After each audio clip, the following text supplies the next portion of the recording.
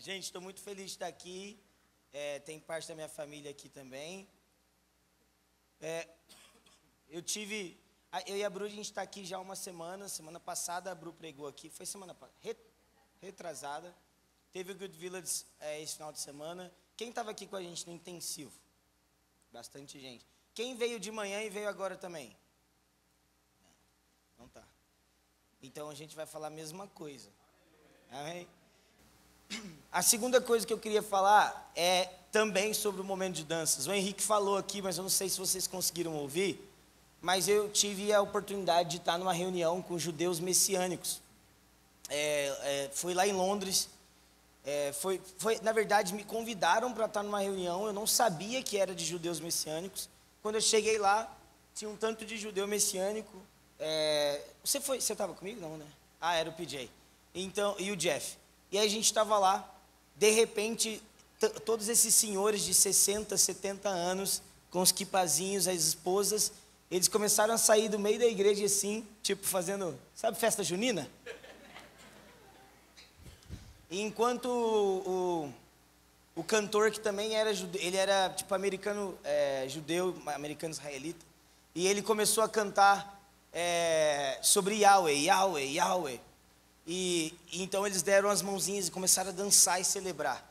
E uma coisa que eu falei hoje de manhã, eu queria repetir. Ao longo da história da igreja, nós vemos várias divergências a respeito de como adorar. Se a gente deve dançar, se a gente não deve dançar. No contexto mais carismático, que é o que a gente faz parte. No contexto mais carismático, que é o que a gente faz parte, ou seja, nós cremos nos dons do Espírito, nós cremos no mover do Espírito, todas essas coisas, nós vemos muitos exageros. Então, nós vemos o ministério de dança sendo colocado, por exemplo, como uma parte central do culto. Então, você está aqui fazendo louvor, você está tomando bandeirada na cara. Ou então, alguns exageros. Obviamente a gente não é contra a dança, mas o que eu quero dizer é que existem exageros no movimento carismático. E por causa de exageros, muitas pessoas evitam essas coisas. No entanto, quando a gente olha para as Escrituras, e principalmente hoje de manhã eu senti um peso mesmo de falar um pouco sobre isso. Mas quando a gente olha para as Escrituras, é fácil perceber que Davi não foi o primeiro homem a dançar. Amém? Então, Deus é digno dos seus movimentos, irmãos. Eu repito isso de novo. Você não escolhe o jeito que adora a Deus. Deus escolhe como quer ser adorado. Amém? Então, nós não temos ideia e nós não temos compreensão de quantos homens e mulheres de Deus, falando especificamente do Brasil, batalharam e deram a vida para que num culto dominical como esse, você tivesse esse tipo de liberdade no Espírito. Então, se você faz parte dessa comunidade, aprecie isso. Isso é muito bom, isso é precioso. Nós não somos os únicos que cremos nisso. Nós não somos os únicos que praticamos isso. Existem muitos irmãos por aí que também fazem isso e talvez até mais extravagante do que nós. Amém? Vamos começar a palavra? Irmãos, a mensagem é muito simples, mas é muito importante. Mesmo que você tenha estado no Good Village, tenha participado desses dias, eu queria pedir sua atenção, porque toda vez que a gente comunica, é diferente, amém? Então tem sempre algo diferente. Eu estou tentando achar uma coisa aqui que eu queria começar diferente. Abre comigo em Efésios 2.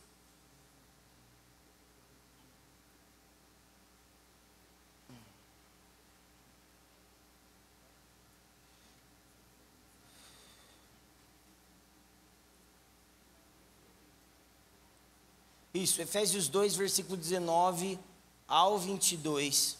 Nós vamos ler isso juntos, pode ser?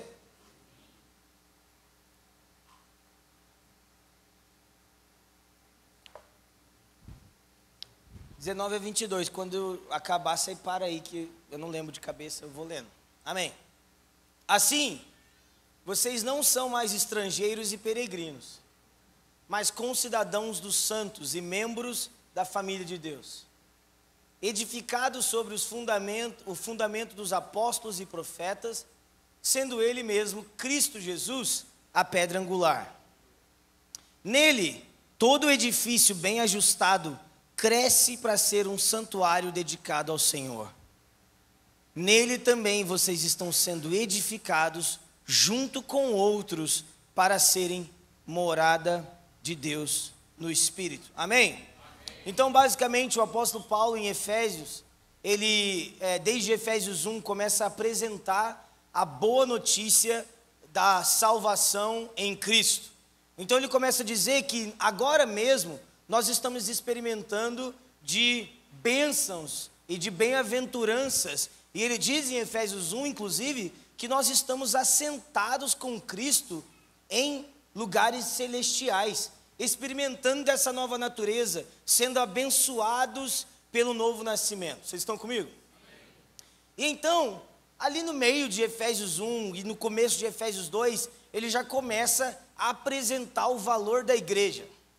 Gente, se você me conhece um pouco, mesmo aqueles que estão visitando a gente, você sabe a ênfase que nós, como Igreja OAN, damos para o fator igreja, congregar, pertencer, ser discipulado. No entanto, hoje a gente não vai falar muito sobre isso, mas é impressionante como todas as vezes que o evangelho é pregado, a igreja está envolvida na mensagem apostólica. E então, em Efésios 2, o apóstolo Paulo, ele começa a decorrer, começa a falar sobre a igreja. Ele começa a apresentar a importância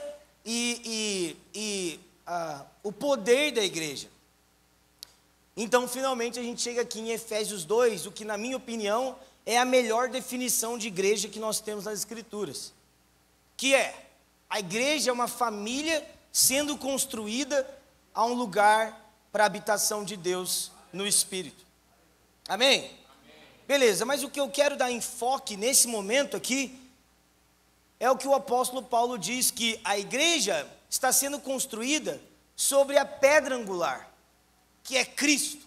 E aí eu quero te lembrar de quando o apóstolo Paulo se apresenta à igreja de Corinto, e ele diz assim: eu vim até vocês em fraqueza, eu não vim com boas palavras ou com eloquência, mas eu trouxe a vocês Cristo e esse crucificado. Vocês estão comigo? Então, na natureza da pregação dos apóstolos e dos homens e mulheres das Escrituras, não tinha nenhuma tentação em pregar uma coisa mais legal. A verdade, irmãos, que o desejo por autenticidade é um desejo dessa era. Os irmãos das Escrituras, eles não tinham desejo nenhum de ficar tentando ser único. Todos eles apenas se propuseram a copiar a Cristo. Vocês estão comigo? Então ele diz, existe esse fundamento que é Cristo, mas a igreja ela vai sendo construída pelo fundamento apostólico e profético. E eu quero começar por isso hoje, porque hoje nós vamos refletir a respeito do Evangelho, amém? Mas antes da gente ir para a mensagem dos apóstolos, eu queria refletir um pouco com vocês o que significa ser essa tal de igreja apostólica. Mano, eu estou perdendo a voz de maneira... Os intercessores já estão... A gente nem tem gente que ora nessa igreja, tudo preguiçoso. Amém. Mas o que significa ser apostólico, gente? Porque hoje em dia, principalmente com a internet é uma bênção, mas nós temos um tanto de opinião, né? A gente tem um tanto de coisa. E apostólico e profético virou um tanto de coisa. Então nós temos, principalmente aqui na América do Sul, nós temos os grandes exageros. O homem vira apóstolo, ele vira quase o Deus encarnado na terra. Ele falou, todo mundo respeita. Ninguém pode contrariar o apóstolo. Você precisa beijar o anel do apóstolo, você precisa dizimar no apóstolo e ir na igreja. E o profeta é quase um ser humano que entra levitando na igreja. Se ele profetiza, você não pode discordar da profecia. Mas isso, irmãos, não tem muito a ver, ou nada a ver, com a proposta do Novo Testamento a respeito de apostólico e profético. Então eu queria começar por isso, a fim de que a gente entenda o que o Ale falou aqui, que eu estou propondo fundamentos para a nossa igreja. Porque nem eu, nem o Ale, nem o Henrique, nem eu, nem o Canta, nem o Henrique, nem o Ale, nenhum dos pastores dessa igreja tem o direito de inventar uma mensagem. Irmãos, quando você está pregando no seu 242, quando você está compartilhando o evangelho para os seus filhos, quando você está falando de Jesus para as pessoas na rua, no seu trabalho, você não tem o direito de mudar a mensagem. A mensagem precisa ser dada exatamente como está nas Escrituras. Você não pode inferir, colocar um pouquinho da sua opinião nisso. Vocês estão comigo? Então, basicamente, ser apostólico significa seguir os passos dos apóstolos, sua fé, sua doutrina, seu estilo de vida e, acima de tudo, o amor deles por Cristo e seu reino. Bom, você copia e cola para os profetas, mas no esboço original tem algumas coisas a mais.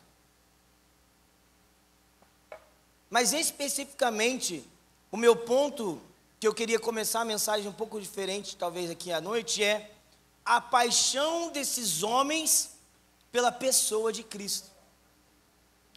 Mas a primeira igreja, ou na verdade, eu não gosto muito desse termo, a igreja de Atos, eles tinham como centro da comunidade, centro da vida cristã deles, ou centro da vida de fé deles, o amor por esse homem, Jesus Cristo. O amor que os apóstolos passaram para eles. O Rodrigo estava pregando para a gente aqui durante o intensivo e foi incrível, não foi? E ele começou a falar, por exemplo, de como Pedro conhecia os hábitos de Jesus. Como Pedro sabia como Jesus gostava da comida, por exemplo.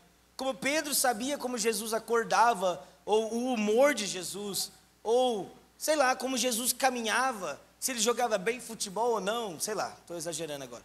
Mas a pessoa de Jesus era central na comunidade do primeiro século. A pessoa de Jesus. E esses irmãos e irmãs, todas as vezes que eles se reuniam e eles ceiavam, gente, eles não comiam um pão e um vinho lá, e um suquinho de uva, vou te ajudar, mas era vinho. E eles colocavam lá o suquinho de uva e o pão, eles não faziam isso para Deus abençoar a semana deles. Eles faziam isso em saudades, dizendo, cara, eu me lembro que Pedro me ensinou, eu me lembro que João me ensinou, e em breve ele vai retornar. Então a pessoa de Jesus precisa ser central nas nossas igrejas, nas nossas vidas. E isso parece muito básico e até mesmo tipo, por que a gente está dando o trabalho de falar isso? Isso aqui é uma igreja evangélica. Obviamente, todo mundo aqui tem Cristo como centro. Mas eu queria, de novo, fazer a pergunta para nós, que eu tenho feito talvez há 2 anos já. Qual foi a última vez que nós ouvimos Cristo ser pregado e apenas Cristo? Não é tipo assim, Cristo e como melhorar minhas finanças. Cristo e como melhorar meu casamento. Cristo e como educar meus filhos. Cristo e como ter um shape glorioso. Cristo e como arrumar a minha rotina. Cristo. Não, é tipo, apenas Cristo.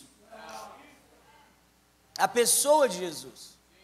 Irmãos, é muito possível que a gente se reúna todos os domingos, quartas-feiras, segunda-feira, reunião de oração, ministério ao Senhor, e nós estejamos acampados, por exemplo, no ministério ao Senhor. É possível que a gente se reúna ao redor do dom da profecia. É possível que a gente se reúna ao redor de boas canções. É possível que muitos irmãos estejam aqui apenas para ouvir o Alê falar. E embora isso seja legal, obrigado por isso, mas as Escrituras nos comandam, nos ordenam, não tem uma opção. Cristo é a centralidade da igreja. Agora, qual é a mensagem dos apóstolos? O que eles pregavam? Eu queria que você abrisse comigo em Romanos 1.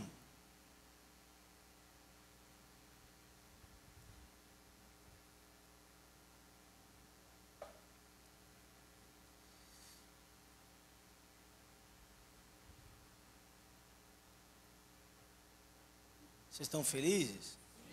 Romanos 1, versículo 1.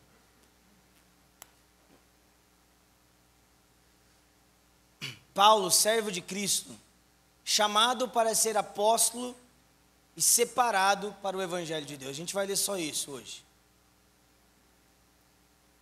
Paulo se apresenta diante do Império de Roma, o mesmo poderoso império que havia crucificado Jesus Cristo. O império que conquistou praticamente toda a Europa. O império que tratava o povo judeu como escória. Então imagina o seguinte, sei lá, vou dar um exemplo. Imagina que existe um império chamado, sei lá, vamos chamar de Roma, Império Roma então. E eles tratam qualquer brasileiro como escória, como o pior tipo de pessoa. E o último homem que apareceu no meio deles, julgando ser o Messias e fazendo milagres, foi crucificado. O último brasileiro incrível que teve no meio deles foi crucificado. Foi morto da maneira mais vergonhosa que tem, da maneira mais horrível. Então o apóstolo Paulo chega ou escreve uma carta a esses romanos, e ele diz o seguinte: eu sou servo do homem que vocês crucificaram. É como se Paulo chegasse diante de Roma e dissesse assim: ei, eu não me envergonho nem de ser brasileiro, nem tampouco de servir o homem que vocês crucificaram. E essa palavra servo, ela tem muito mais uma denotação de escravo. Então o apóstolo Paulo chega dizendo para um império que sabe o que é escravidão, que vive num contexto sendo servidos por escravos, e ele diz o seguinte: o homem que vocês crucificaram é o meu Senhor, eu sou escravo dele.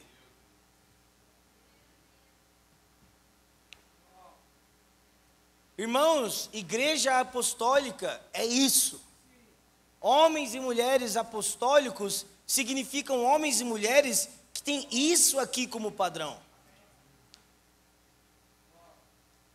Irmãos, é impressionante como nós podemos ver que o número de evangélicos no Brasil só cresce. Mas o número, ou a profundidade do evangelho no Brasil só diminui. Nós pegamos a vida de Paulo e nós jogamos purpurina e glitter nela, e de repente ela vira chaves, coaches para você melhorar a sua vida. Irmãos, esse homem foi morto, pobre, desamparado, solteiro, sem bens, mas a gente consegue pegar a mensagem dele e transformar numa mensagem motivacional coach, sem nenhum zelo pela biografia dele.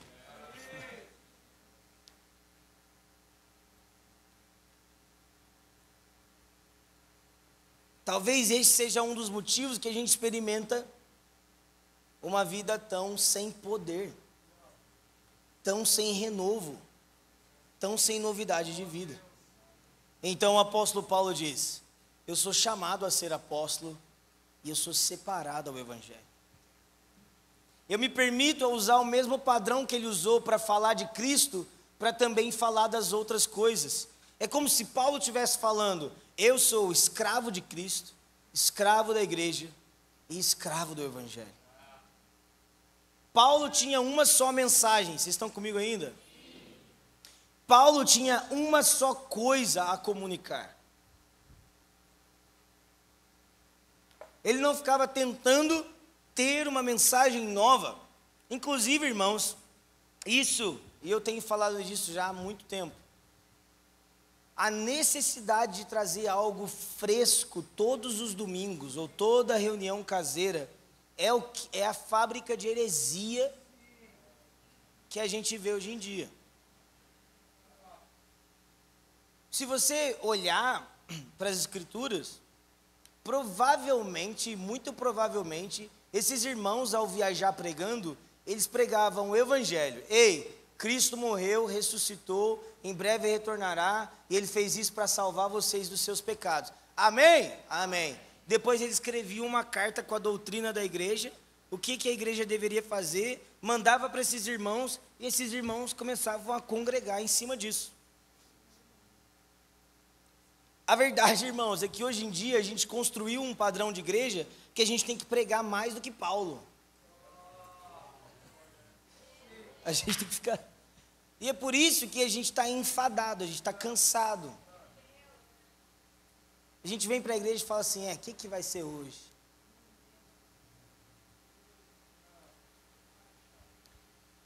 E a pior coisa é que se não é bom, né? A gente volta para casa e a gente tem milhões de opção no YouTube. Você tem qualquer tipo de evangelho que você quiser no YouTube. Tem o evangelho, sei lá, vários evangelhos. Mas Paulo, ele tinha apenas uma mensagem. E essa mensagem era o evangelho. Vamos para o versículo 16. Está fazendo sentido? Sim. Amém.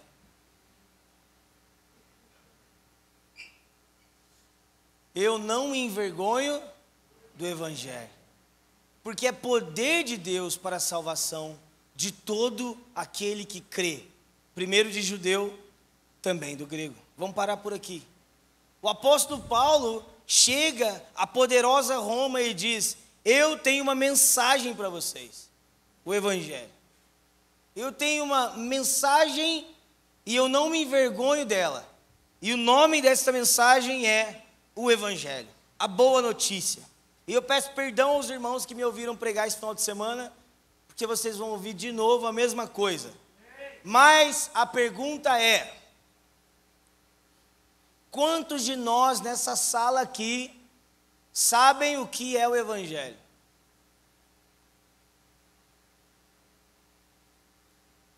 Porque é possível estarmos na igreja evangélica por 25 anos, 30 anos, 40 anos, 50 anos, especialmente se é evangélica do Brasil, e não saber o que é o evangelho. Nós sabemos dançar, nós sabemos profetizar, nós sabemos ver coisas, nós sabemos batalhar no espírito, nós sabemos tudo, mas nós não sabemos o que é o evangelho.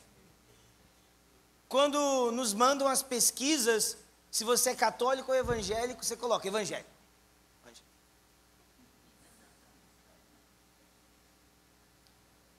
Mas nós não sabemos o que é o tal do evangelho.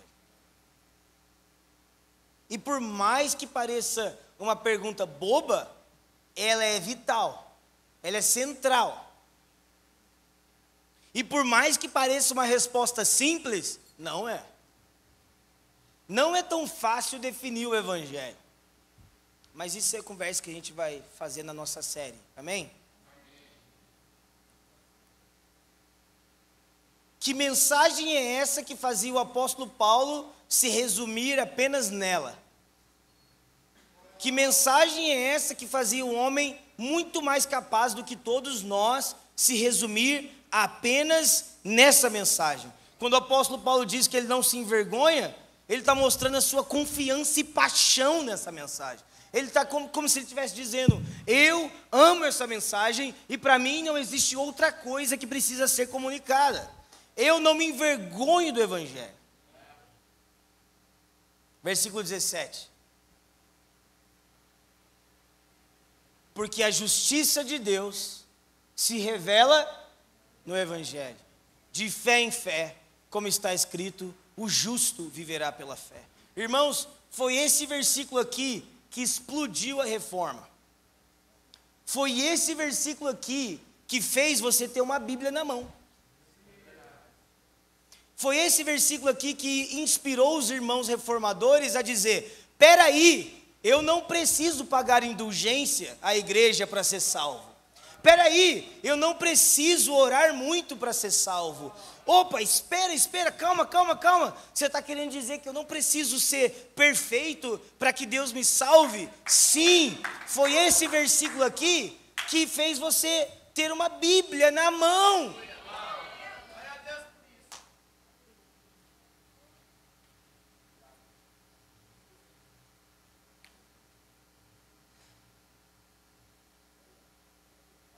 Mano, agora você veio da diaconia raiz. Aí, viu?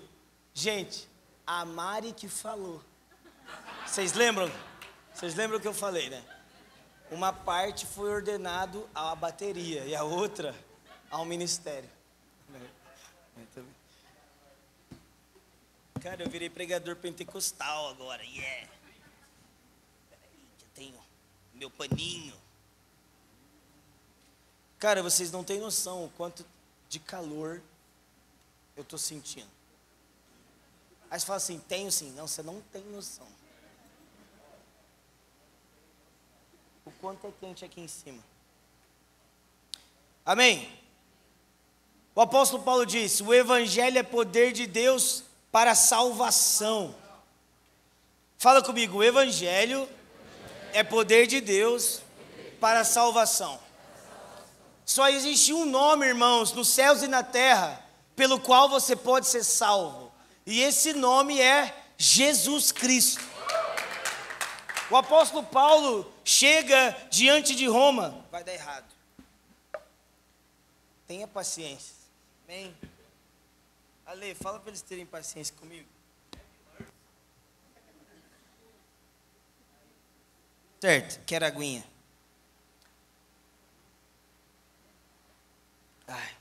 O apóstolo Paulo chega a essa cidade, a esse império, e ele apresenta esse tal evangelho salvífico, que tem poder para salvar, que tem poder para tirar o homem de um estado e levar ao outro. O apóstolo Paulo também escreve em uma outra carta que Deus nos transportou do império das trevas e nos levou ao reino do Filho do seu amor. A pergunta, irmãos, é: você tem capacidade de se salvar? Você tem capacidade de tirar a sua alma da podridão? E aqui a gente precisa dar uma pausa, que eu dei em todas as vezes que eu estou pregando essa mensagem. Nós precisamos falar de pecado. Porque o motivo pelo qual nós evangélicos, crente de berço, gente profética, nós não damos mais valor ao evangelho, é porque achamos que somos santos. É porque achamos que essa mensagem não se aplica a nós mais. Nós achamos que o evangelho é coisa para gente na rua aí, ó, um mundão, o perdido.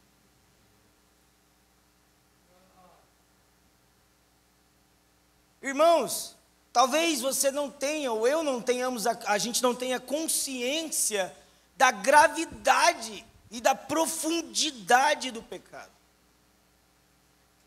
Sabe, irmãos, eu dei esse exemplo todas as vezes, o fato de eu tirar meu óculos e eu não te ver bem, é por causa do pecado. Ali, como assim? É sua mãe que pecou? Não, irmãos. Quando o pecado entrou nesse mundo, ele desfez a criação. Ele destruiu a criação de Deus. Romanos 8 diz que a criação está gemendo em dores. O fato de você ter dor de cabeça, o fato do seu joelho estralar, mesmo você fazendo exercício e você cuidando de tudo, o fato de você comer alguma coisa e fazer mal, e a outra te fazer bem, pecado. O fato de você estar suando agora, pecado. O seu corpo não é perfeito. O fato de você sair desse culto e mesmo assim não conseguir se livrar da pornografia. O fato de você não ter capacidade em si mesmo de restaurar o seu casamento. O fato de você ver alguém no leito de morte e você pode até curar ela, mas você não consegue fazer ela viver mais 100 anos.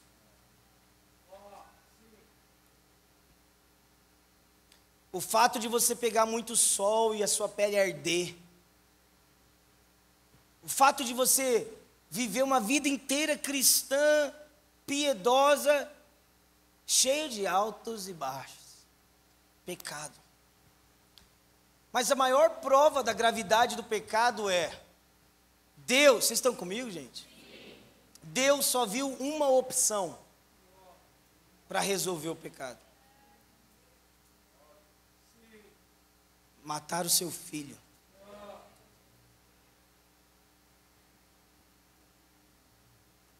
E aí dizemos, não, Deus foi muito exagerado.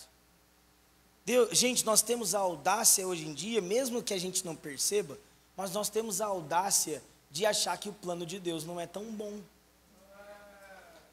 E a gente não percebe isso, mas quando nós, como igreja, ou como evangélico, sei lá, nós tentamos comunicar ao mundo uma mensagem que não é o evangelho, nós estamos basicamente dizendo assim, gente, então, o evangelho é legal, mas é um plano desatualizado de Deus.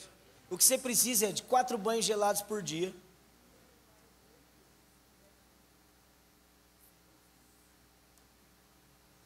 Exercício físico, uma boa dieta,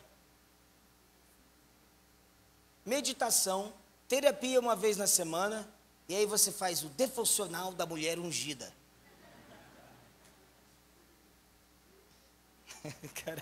Cara, eu mandei muito bem agora, né? Isso, todas essas coisas são maravilhosas, gente, mas elas não têm poder para salvar a sua alma. Elas não têm poder para mudar quem você é. Elas não têm poder para tirar você da escravidão de uma vida horrível. Somente o evangelho. E a gravidade do pecado, principalmente para a nossa geração, a gente não fala muito disso. Porque falar de pecado é para aqueles irmãos mais old school que pregam na rua, né? Falar de pecado assusta. Falar sobre o pecado assusta a nossa geração. Não fala não. Não fala que isso é pecado, porque você vai perder as pessoas.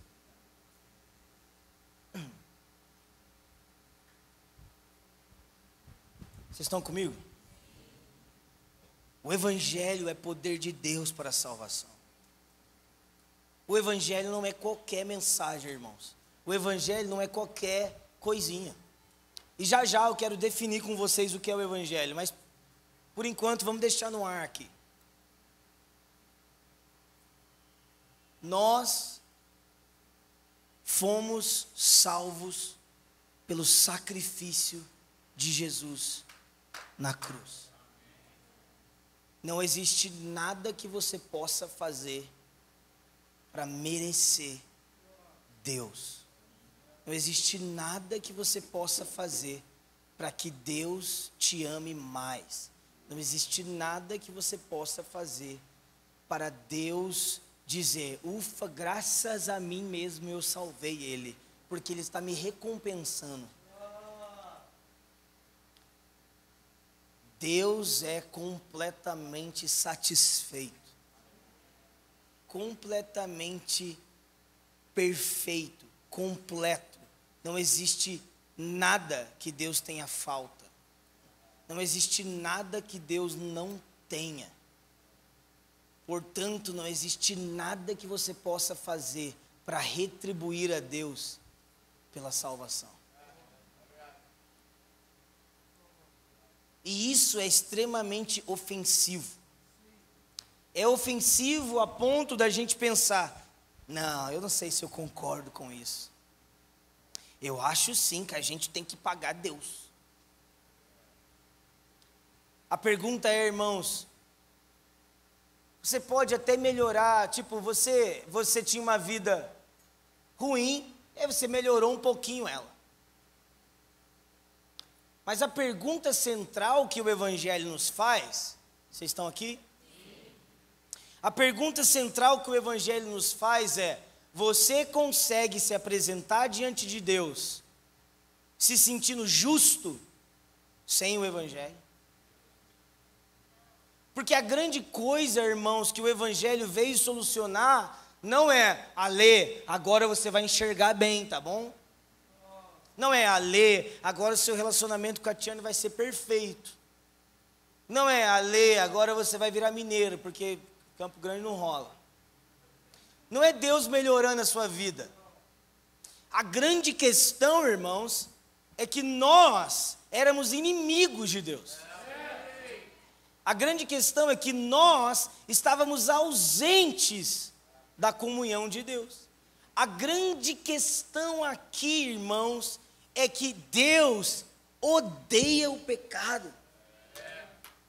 E não só o pecado, irmão, o pecador. Deus odeia o pecador a tal ponto de que naquele momento onde Cristo, o seu próprio Filho, recebeu o pecado da humanidade, Deus agradou moê-lo. Irmãos, nós não podemos inventar uma outra coisa ou ficar lendo a parte da Bíblia só que a gente gosta. Sim, Deus não se agrada disso. Ele odeia o pecado. Versículo 17, de novo. A justiça de Deus se revela no Evangelho. Você se apresenta justo diante de Deus pelo Evangelho, pelo sacrifício de Jesus. Agora, meu irmão, você mesmo aí sentado, mesmo ainda lutando com pornografia, mesmo ainda sendo flamenguista, mesmo ainda sendo corintiano,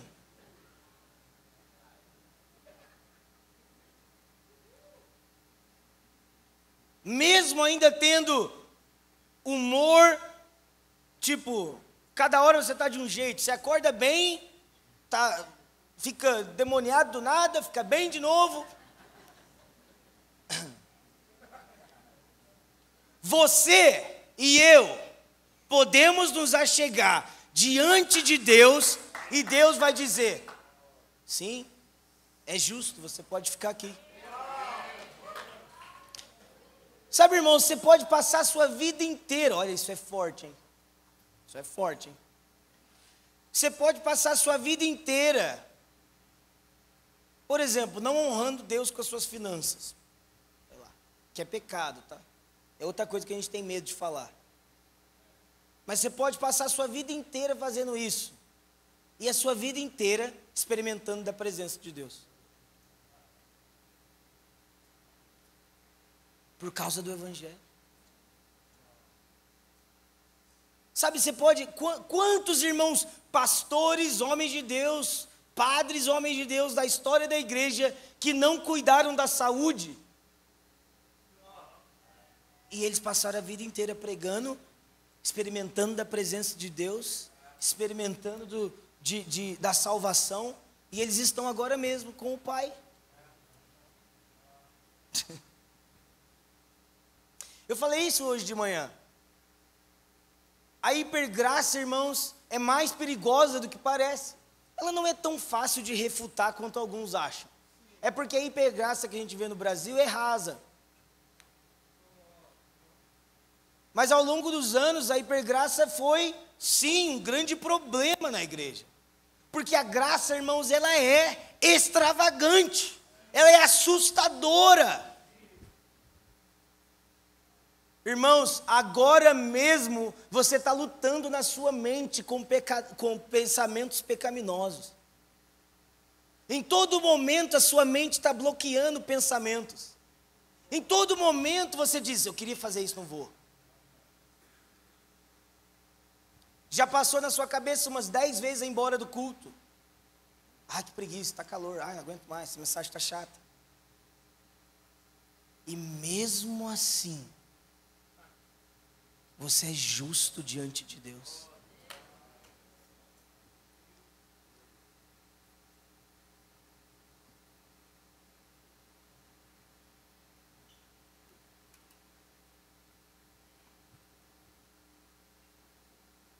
O justo viverá pela fé.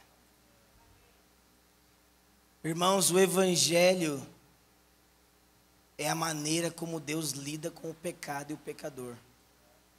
É através de Cristo e seu sacrifício, ressurreição, ascensão e retorno que Deus Pai decidiu resolver o problema do pecado. É o Evangelho.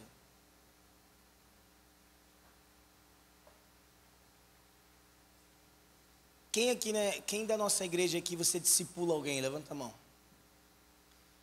Como que nós deveríamos discipular as pessoas?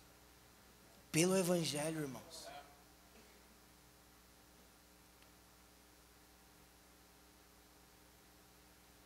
O Evangelho destrói esse senso de performance, o senso de produtividade. Sabe, muitos irmãos abandonaram a igreja porque se sentiam pressionados a performar.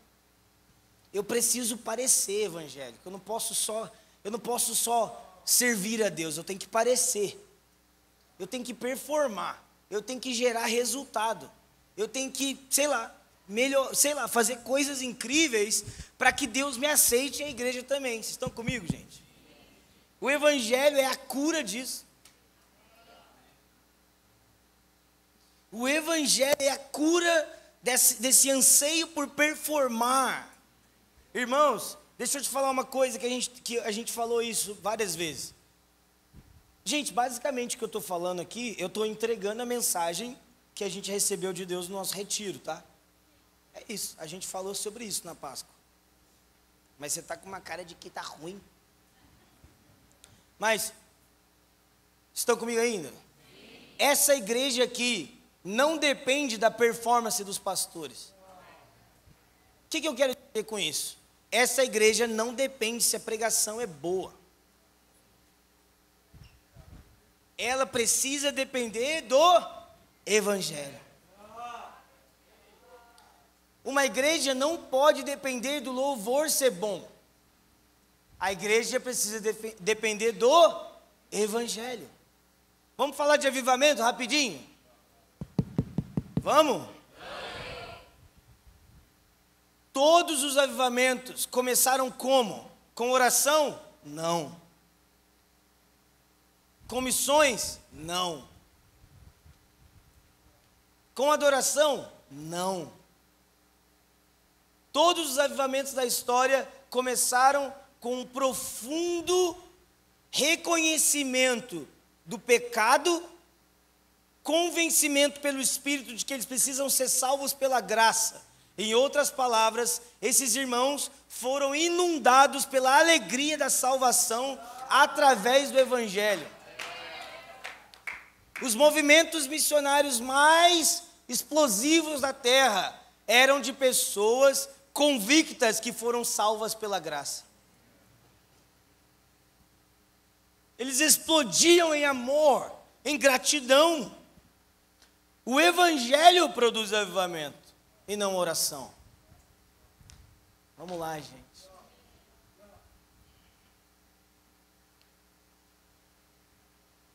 Sabe o que nos dá a presença de Deus aqui agora? O Evangelho.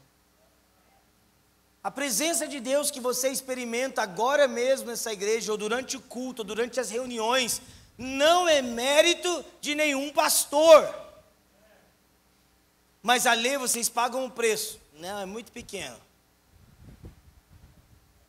Perto da presença é pequeno.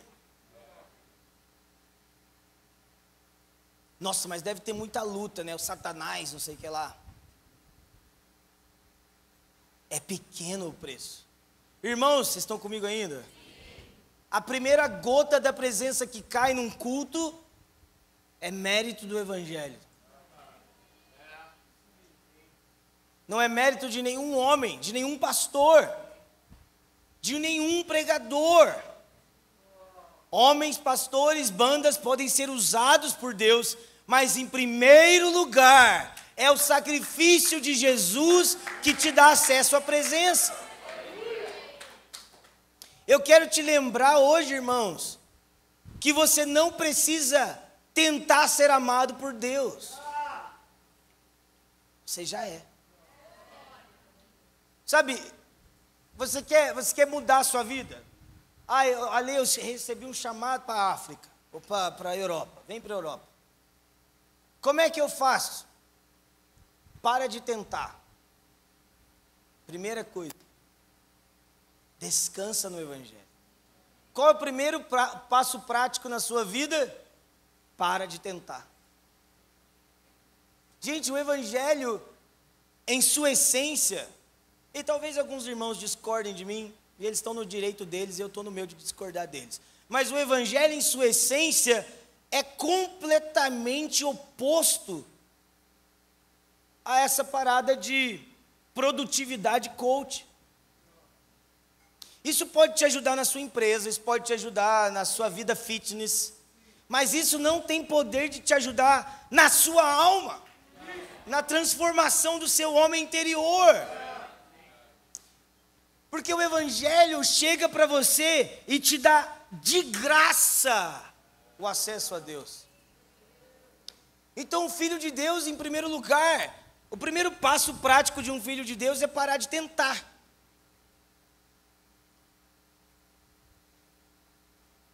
Irmão, a gente estava conversando sobre isso no almoço. Vocês estão comigo ainda? Sim. O apóstolo... Vocês estão comigo mesmo? Sim. Misericórdia seja estendida a mim, hein, agora. O que eu vou falar é perigoso. No Brasil existem algumas coisas que a gente precisa taxar como pecado, que não são. Por exemplo, a vida inteira no Brasil você cresceu numa igreja que você tinha que usar terno. E nada contra isso, tá bom? Mas não é pecado vir para a igreja de camiseta. E a vida inteira, e existem outras coisas, que a vida inteira foram taxadas como pecaminosas no Brasil. Por quê? Porque o brasileiro não sabe lidar com liberdade. Tem que tomar cuidado, o brasileiro é maluco.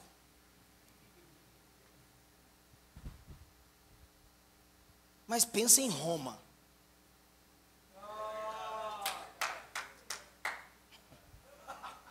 Irmãos, o Brasil não raspou nem a beira do nível de pecado que o Império Romano vivia.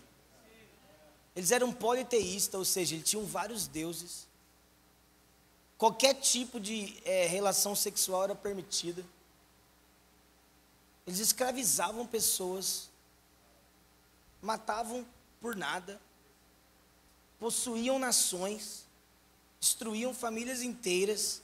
E aí o apóstolo Paulo vira para eles e diz assim: eu tenho um evangelho para vocês que vai salvar vocês e vai livrar vocês do pecado. Tá bom, Paulo, quanto custa? Nada.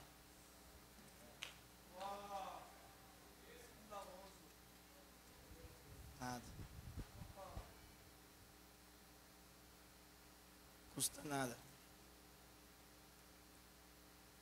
Vamos ler Filipenses 2 juntos? Estou acabando já. Mentiroso. Filipenses 2, versículo 5. Até o 11.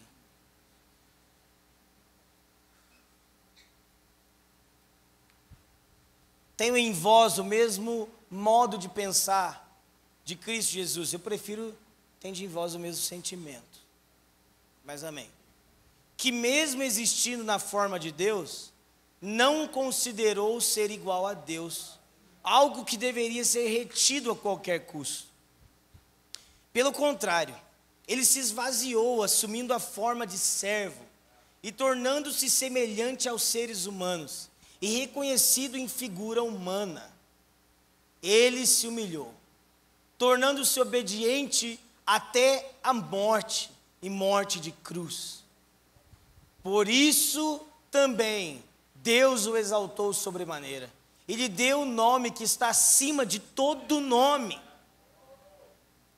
para que ao nome de Jesus se dobre todo o joelho nos céus, na terra e debaixo da terra, e toda língua confesse que Jesus Cristo é o Senhor, para a glória de Deus Pai.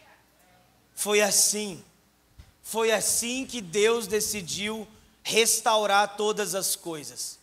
Deus teve uma ideia, e se Deus achou que esse era o caminho, irmãos, quem é você para discutir com Deus? O caminho é: meu filho irá encarnar. E a gente precisa dar atenção para a encarnação. A Bru pregou sobre a encarnação esse final de semana. Cristo, irmãos, sendo Deus, encarnou. Deus virou gente. Deus virou bebê. Deus aprendeu a andar. Deus aprendeu a comer. O Deus que nunca sentiu falta de nada, teve fome. Deus chorou pelo leite materno. Deus dependeu de Maria para viver. Deus, o Criador, o Yahweh, Ele dependeu da boa vontade de Maria e José para sobreviver, irmãos.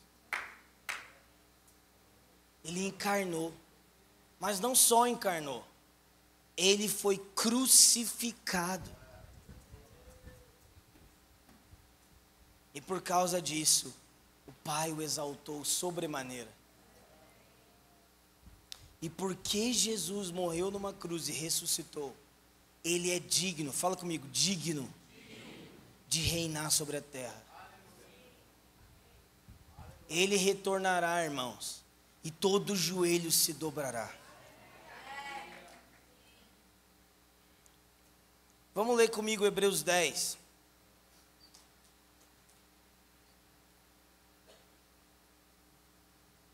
Versículo 19 a 24. Vou precisar dos irmãos já já.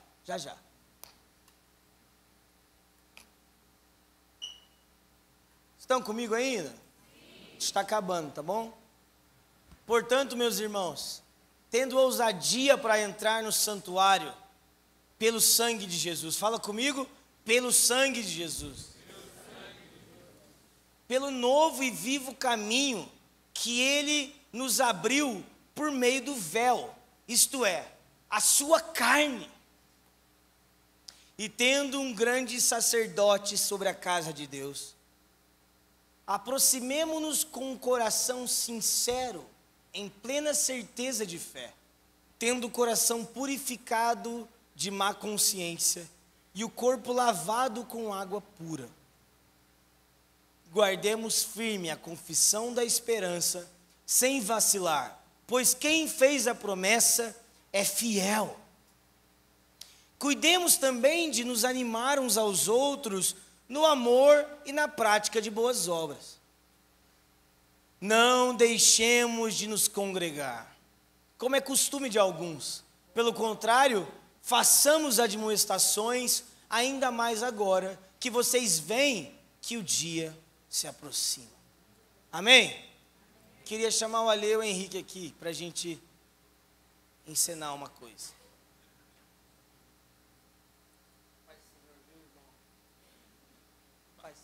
Seja bem-vindo. Mas eu vou mudar. Mano, eu vou vir de novidade. Fica aqui agora. Vocês lembram o que vocês têm que fazer? Tá bom. Vocês estão comigo, gente? Estão aqui comigo? Amém. Gente, imagina que Deus está aqui, ó, o trono de Deus, o santuário do Deus Altíssimo.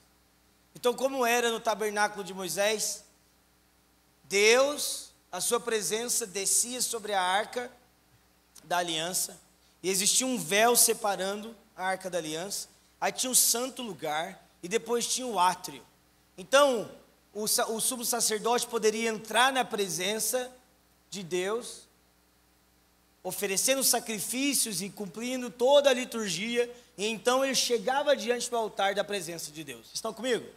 Vamos, você abre no primeiro versículo de novo? 19. Hebreus 10, 19. Mas olha o que o autor dos Hebreus diz. Portanto, irmãos, tendo ousadia para entrar no santuário pelo sangue de Jesus. Para aqui. Então agora o autor dos Hebreus diz o seguinte: pelo sangue de Jesus, vocês podem entrar no santuário. Confiadamente, tranquilo. Não precisa ter medo. Não precisa ficar desencorajado. Nada disso. Mas ele diz uma coisa: pelo sangue de Jesus. Porque o véu que separava esse lugar da presença a vocês, esse véu foi rasgado. Quem lembra quando Cristo ressuscitou e o véu do templo rasgou de alto a baixo? Quem lembra disso? Mas o autor dos Hebreus está dizendo para a gente que o véu rasgou, na verdade, é o versículo 20. O véu rasgou, na verdade, na carne de Jesus. Irmãos, o autor dos Hebreus está dizendo que quando Jesus foi dilacerado e rasgado naquela cruz, irmãos, eu vou te falar, nem o The Chosen, nem o Paixão de Cristo, nem os filmes antigos, nenhum deles vai conseguir chegar perto do que Cristo sofreu. E não é apenas porque Cristo apanhou muito, mas porque o peso da ira de Deus caiu sobre o Filho. Naquele madeiro, a carne de Cristo foi aberta. E nós, fala comigo, nós. Porque esse é um convite plural. Nós podemos adentrar o santuário. Pelo sangue de Jesus. Pelo Evangelho. Pela boa notícia do Evangelho. Nem o Henrique, nem eu, nem o Matos, nenhum pastor, nenhum irmão, nem você, nem seu pai, nem sua mãe, nem o seu jejum, nem a sua oração, nada que você possa fazer pode merecer ou comprar isso. É verdade. Nada. E isso precisa nos fazer ser cheios, não de, então eu não sou nada. Sim, você não é nada, mas uma nada muito amado, muito agraciado, muito. Porque o autor dos Hebreus, ele não está dizendo o seguinte: naquele dia entrarão. Ele está dizendo, não, entrem, dá a mãozinha, vamos mudar o teatro. Entrem no tabernáculo. Agora, experimentem da realidade do novo nascimento, da presença de Deus agora, pelo sangue de Jesus, pela carne de Jesus. Isso não é uma realidade individual apenas, isso é uma realidade coletiva. Ele diz assim: se mantenham fiéis, lembrem da esperança.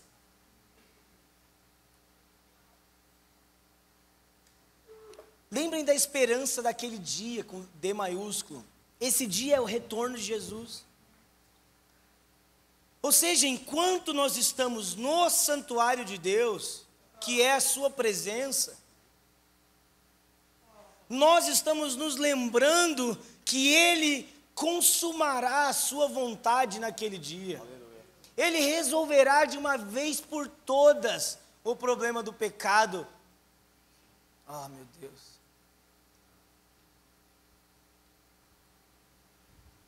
Mas como, irmãos, como que nós aqui, todos nós aqui, como nós podemos congregar? Pelo sangue, pelo sacrifício de Jesus. Do que a sua igreja caseira precisa? Do que seu 242 precisa? Do Evangelho. E o seu casamento? O Evangelho. E suas finanças? O Evangelho. E sua vida de oração? O Evangelho. Como é que você mantém o seu sacerdócio? Pelo Evangelho.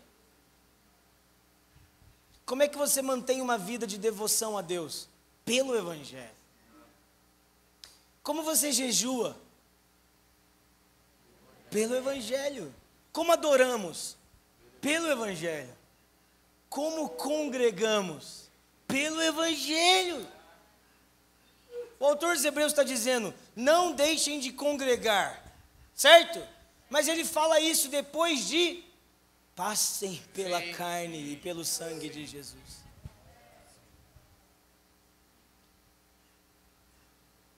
Nós não estamos aqui reunidos ao redor de um talento. Nós não estamos aqui reunidos ao redor de uma boa pregação.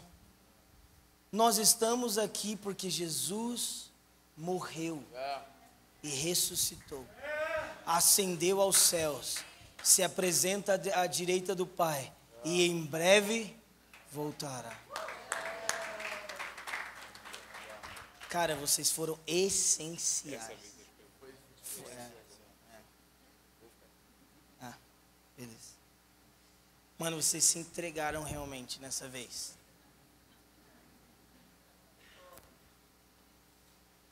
Eu não acho que seria do mesmo jeito. Tinha que ser vocês mesmo.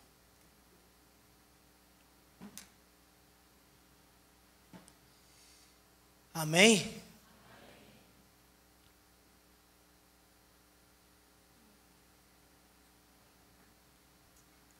Que essa mensagem... Amém, Gui.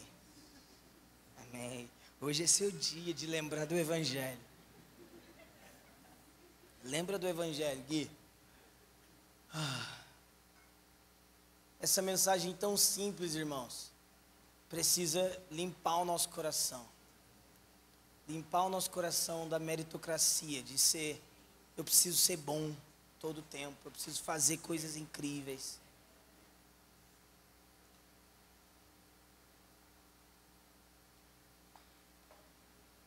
O Evangelho é a boa nova de que através de Cristo, Deus realiza um plano redentor para a sua criação. Cristo veio, morreu, ressuscitou, ascendeu aos céus e virá novamente para cumprir todo o plano do Pai. Então, Deus habitará entre os homens e desfrutaremos da comunhão eterna de Deus. Amém? Qual é a boa notícia, irmãos? Comunhão. Amém? Essa é a boa notícia. Você não precisa ser incrível. Você não precisa ser o melhor discipulador, a melhor pessoa. É o Evangelho. É o Evangelho que produz frutos de salvação. Somente o Evangelho. Somente o sangue de Jesus. Cristo.